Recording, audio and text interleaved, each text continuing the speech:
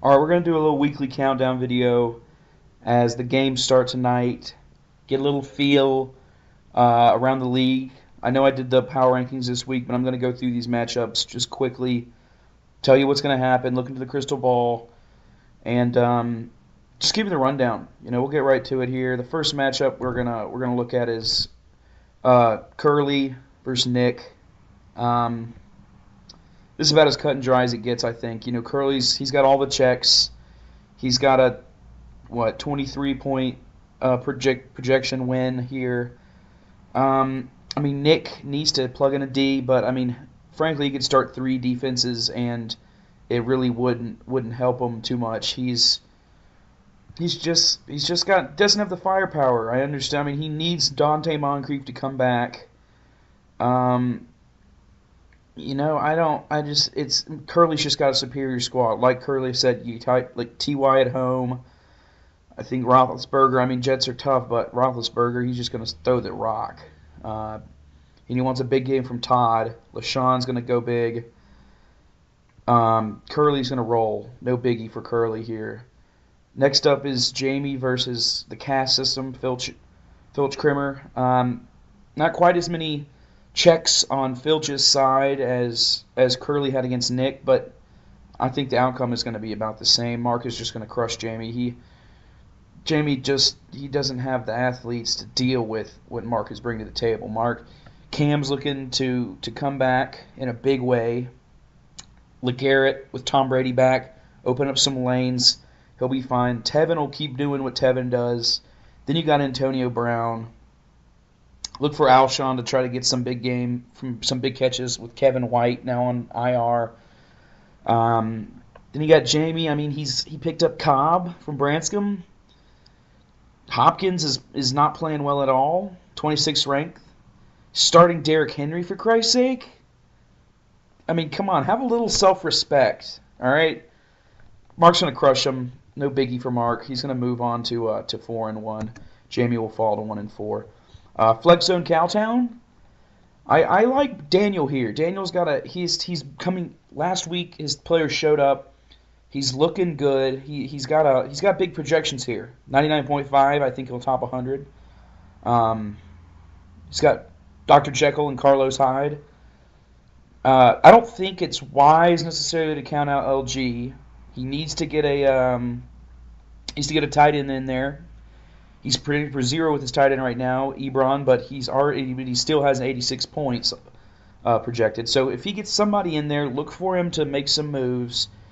Quite a bit of questionable players with their injury status starting, but Lee Gray's got a solid team. Eddie Lacy's coming back from bye week. Cheeseburger Eddie.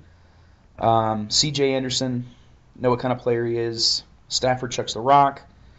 Lee Gray, plug in a tight end. You can make things happen. I'm calling though Daniel for the victory in the Youngins division. Sugar and Brooks, both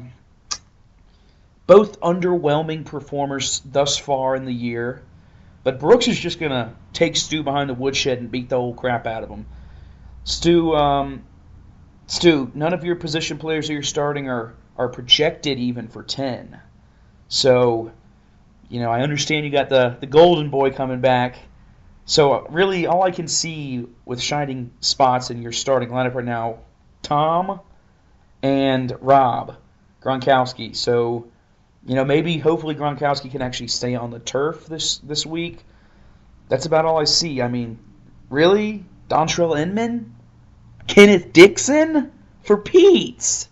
Kenneth Dixon's averaging 0.0. He's a little too early to jump on that wagon, Stu. Look at Brooks' squad. Frank Gore, Isaiah Crowell, going to have strong games. Julio Jones is just... Doesn't matter, it's Denver. Keep to leave. You're going to get eaten for dinner.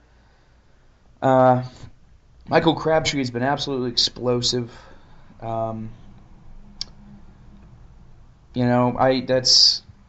I think Mug Jenkers is gonna get the victory there, and Stu's gonna fall to 1-4. Old Man Witten versus no QB for Old Witten versus Winter is coming. This is gonna be a darn close matchup. I'm gonna call Neil. He needs his players to step up. Jordy coming off of a bye for Butch. Mike Evans, he's a touchdown machine if he gets going. Um, this is a really tough game to call. Butch has got Zeke Elliott. I'm going to give the edge to Neil with Le'Veon coming in for the second week, looking like an absolute animal. Um, it's going to be a darn close one, but Neil sneaks it out, probably about 94-90. I call Neil. Last game, Leroy Zabransky versus me. I mean, this is going to be a toughie for me this week. Not going to lie. Branscombe has a absolute dynamite squad right now. I don't think his projections are off at all, to be quite frank with you. But I'm still projected for 95.9. So Branscombe has about a 10-point projection lead. I'm not too worried. I think my guys are projected pretty good. We're going to see.